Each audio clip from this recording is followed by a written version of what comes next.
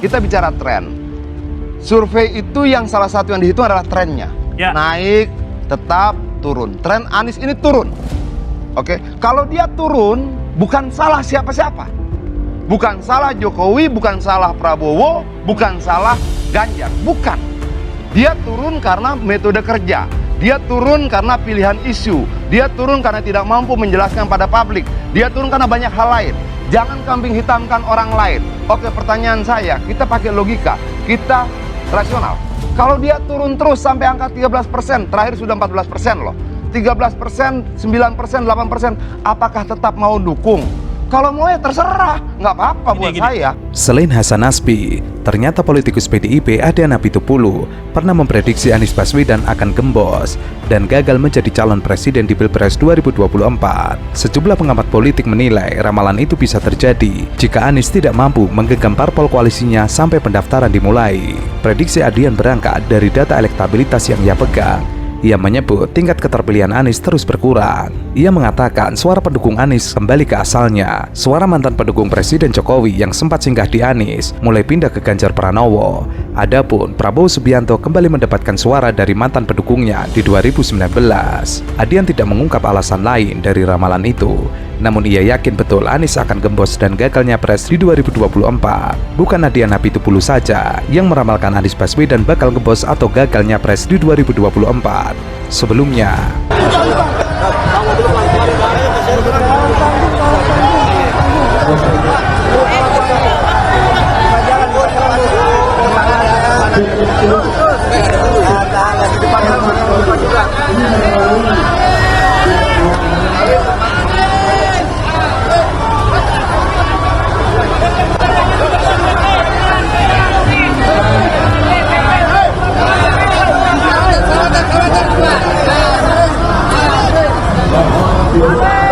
Anies Baswedan dan juga Muhaimin Iskandar telah resmi mendaftar sebagai pasangan calon presiden dan calon wakil presiden. Lalu bagaimana dengan Hasan Nasbi yang pernah bertaruh jika Anies Baswedan tidak akan melenggang di Pilpres 2024? Mas Anies, ibunya Arab, bapaknya Arab, kakeknya Arab. Mas Anies nikah dengan WNI keturunan Arab. Menantu Mas Anies, anak Mas Anies nikahnya dengan Arab lain. Jadi Mas Anies kalau merepresentasikan Indonesia agak kurang keindonesiaannya.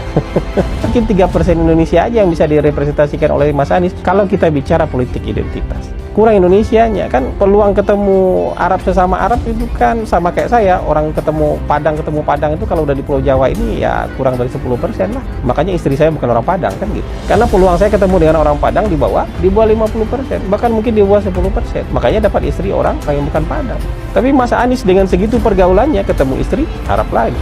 Anaknya ketemu suami Arab lagi. Salah seorang bakal capres hasil Rakernas Nasdem 2022, Anies Baswedan, diprediksi tidak akan mendapat tiket capres 2024. Founder lembaga survei Sirus Network, Hasan Nasbi, bahkan berani bertaluh alpat karena yakin akan prediksinya. Hasan melihat ada 3 faktor yang menjadi landasan prediksinya soal Anies tidak akan dapat tiket capres. Pertama, Hasan melihat hingga kini belum ada gestur dukungan yang konkret dari Presiden Jokowi untuk Anies. Ia mengaitkan dengan momen kehadiran Jokowi di ajang balap Formula E Ancol. Kalau buat Mas Anies, dirinya belum bisa melihat sebenarnya gestur dukungan politik yang betul-betul lebih konkret. Formula E itu ajang internasional. Aneh kalau Presiden tidak menyetujui itu. Aneh kalau Presiden tidak hadir karena perhelatan itu diselenggarakan, kata Hasan dalam diskusi yang digelar oleh Total Politik. Jadi menurutnya, adabnya memang seperti itu, sopan santun, etika bernegara seperti itu. Tapi kalau menunjukkan dukungan, dirinya belum bisa melihat bahasa verbal dari Jokowi. Kalau buat Mas Anies, saya belum melihat sebenarnya gestur dukungan politik yang betul-betul lebih konkret. Tapi Formula E itu ajang internasional. Aneh kalau Presiden tidak menyetujui. Aneh kalau Presiden tidak hadir ketika perhelatan itu diselenggarakan. Jadi menurut saya adabnya memang seperti itu. Sopan santun, etikanya, bernegaranya memang seperti itu. Tapi kalau menunjukkan dukungan, saya belum melihat bahasa verbalnya. Poin kedua, Hasan bicara soal politik identitas. Hasan menilai strategi politik identitas di masa lalu ini akan menjadi hambatan bagi Anies. Tapi yang perlu diwaspadai adalah misalnya gini, ada orang yang pernah memanfaatkan politik identitas tapi kalah, dirinya akan introspeksi. Nah pertanyaannya adalah, ada orang yang pernah memanfaatkan politik identitas tapi menang, introspeksi nggak kira-kira? Tapi yang perlu diwaspadai adalah, misalnya gini, ada orang yang pernah memanfaatkan politik identitas tapi kalah, saya rasa dia akan introspeksi. Nah pertanyaannya adalah, ada orang yang pernah memanfaatkan politik identitas tapi menang, introspeksi nggak? Pertanyaan harus kita jawab bersama. Lebih lanjut, Hasan menilai perihal strategi politik identitas ini bisa menjadi masukan untuk Nasdem dalam menentukan 1 dari 3 bakal capres hasil Rakernas tahun ini. Siapa tahu kalau bisa introspeksi nggak apa-apa, sekaligus juga masukan buat Nasdem, kira-kira introspeksi nggak? Hasan juga menekankan supaya demokrasi di tanah air menjadi sehat, strategi politik identitas harus dihilangkan. Kemudian rekrutmen calon pemimpin mesti melalui jalur politik. Itu harus menjadi pertimbangan betul, jangan cuma sekedar ngusung-ngusung dan segala macam. Tapi gini, secara populer vote populer, tapi baik nggak secara kualitas, tapi nggak baik secara kualifikasi. Termasuk juga dirinya sepakat ke depan kalau demokrasi buat sehat memang harus lewat rekrutmen politik di jalur politik. Jadi hari ini merasa besar, masuklah parpol. Faktor selanjutnya yang menjadi dasar prediksi Hasan soal Anies tidak akan dapat tiket capres ialah karakteristik masyarakat Indonesia yang dinilai masih feodal. Diketahui masa jabatan Anies sebagai Gubernur DKI Jakarta berakhir pada Oktober 2022 ini. Menurutnya masih ada setengah-setengah feodalnya, itu realitas hari ini. Jadi begitu orang punya jabatan, semua akan datang. Selain minta tanda tangan, undang ngopi, sekedar bertamu, audiensi foto, dan segala macam. Tapi begitu tidak punya jabatan, jangankan mau keliling-keliling bertemu konstituen, nyari teman foto susah, nyari teman ngopi juga mulai susah. Ajudan yang biasanya menyiapkan segala macam sudah tidak ada. Lalu apakah Anies bisa maju Capres 2024? Hasan yakin Anies tidak akan dapat tiket Capres. Ia pun berani bertaruh mobil Alphard.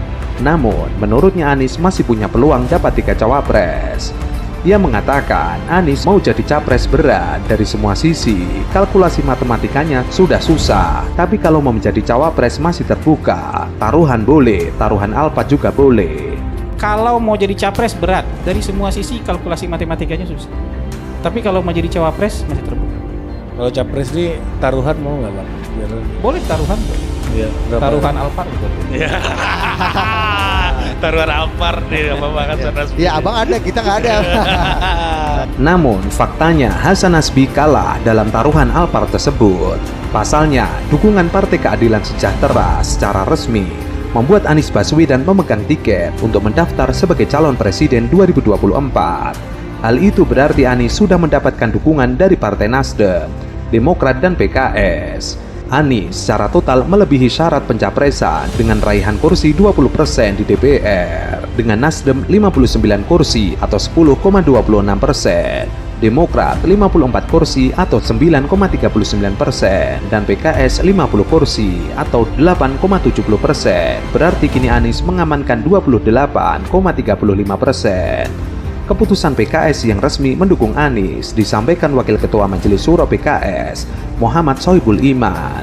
Sohibul merupakan mantan Rektor Universitas Paramadina yang kemudian posisinya digantikan oleh Anies. Ia menerangkan, Ketua Majelis Salim Segaf Al-Jufri dan Partai PKS Ahmad Syauqu sudah resmi menjatuhkan pilihan menyambut pemilu 2024. Pesan kedua pimpinan PKS itu secara tegas mendukung Anies pada Pilpres 2024. Adapun Salim Segaf dan Ahmad Syauqu saat ini sedang melakukan kunjungan ke wilayah Eropa dan baru balik ke Indonesia pada awal Februari 2023. Meski begitu, dukungan secara resmi bakal dideklarasikan pada akhir bulan depan.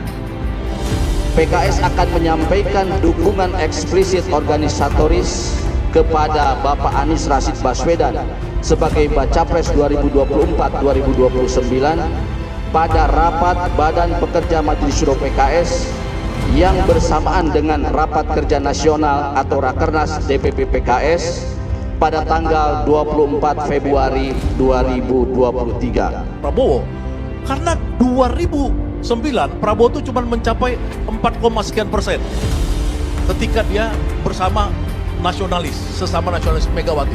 Pada saat dia didukung oleh kelompok Islam di tahun 2014, dia naik 11, sekian persen partainya.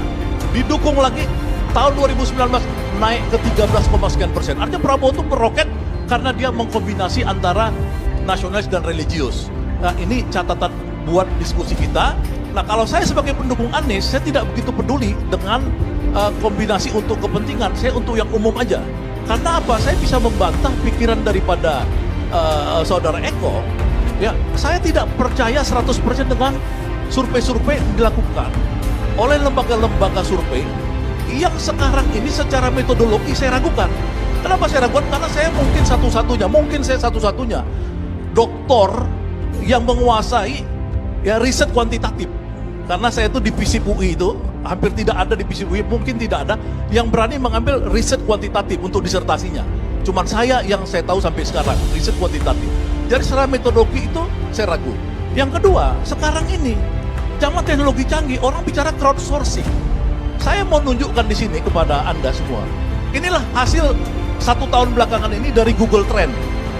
Ya, ini kalau bisa di-shoot dekat, ini Google Trend itu jauh sekali antara Anies dengan Prabowo dan Ganjar. Itu udah jauh sekali. Ini yang asli, ini di dunia ini sekarang 150 juta pengguna media sosial, 150 juta pengguna HP, Android dan ini menunjukkan Anies ini udah jauh di atas mereka. Lihat Bapak, lihat, udah jauh sekali. Ganjar setengahnya Anies, nyungsep, Prabowo juga nggak berkembang. Jadi Anies itu saya nggak takut sebagai pendukung Anies sudah di atas semuanya. Ya insya Allah perubahan itu bersama Anies Baswedan. Terima kasih.